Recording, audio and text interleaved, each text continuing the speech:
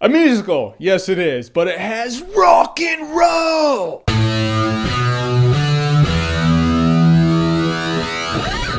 Rock of Ages. Alright, so Rock of Ages is a musical. It follows this one girl. She's from a small town. She goes to Hollywood. She meets a guy. They have their little love interest thing going on. All the while, there's like musical numbers. You know, it's like a musical, you know, like The Sound of Music. Except with rock and roll! I can't say no to something like that. So among this girl and this guy having their little love interest thing, they both work at this one place where Alec Baldwin and Russell Brand, they pretty much own it. And by it, I mean the bar and the entire movie, because they do. They don't own the entire movie. I'll get there in a second. But these two kicked ass. They're funny as hell, they're ridiculous, the characters are cartoons. But in a movie like this, you're okay with it because you're like, it's a musical based around rock and roll. So you don't mind the fact that these characters are just ridiculous people. However, then we see him, the man himself, Tom Cruise. Yeah, I would say Stacey Jax played by Tom Cruise, but I'm pretty sure Tom Cruise had no idea he was being filmed in this movie. However, IMDb informs us that it's not Tom Cruise playing Tom Cruise, it's Tom Cruise playing the rock god, Stacey Jax. You know what I like about Tom Cruise at one point? He's like, yeah, I lost my mind, I jumped on Oprah's couch. All right, I'll do roles like Tropic Thunder and Stacey Jax in Rock of Ages. I like the fact that the guy takes his perception that people see him as, which is, you know, kind of a crazy guy right now, and just uses it as a strength. He's a man-child rock god going through a meltdown? Yeah, you know you want to watch it now. Other than that, the musical numbers are complete kick-ass, seriously. It's the reason to watch this movie. Yeah, you got your little love story, and some of the little musical numbers are kind of cheesy, but when you have musical numbers based around rock and roll, you know, Def Leppard, and Tom Cruise, someone asked Tom Cruise a question, and upon him thinking about his answer, you hear Bon Jovi queuing up. Yeah, I'm not gonna lie, I got excited. I got excited like a middle-aged soccer mom. I thought it was badass. The music's the reason to watch it. I'll say that this is like some of the coolest covers I've heard. Does the movie have its flaws? Yeah, it does. Is everyone gonna like the movie? Not at all. There's a certain point in the movie where the story arcs start branching out and you're like, well, I hate that, but this is awesome. But I'll tell you this, if you like rock and roll, if you like music, if you even like recognizing when the death of rock and roll happened and how, if you like The Wedding Singer, if you profess that Grand Theft Auto Vice City is the best of the Grand Theft Auto games,